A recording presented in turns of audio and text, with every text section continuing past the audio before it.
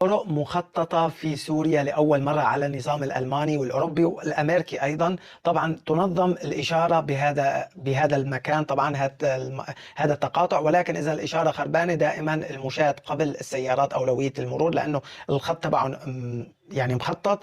بالإضافة للسيارات، أنتم في سيارتين واقفين على الخط، أنتم فهمانين الموضوع غلط.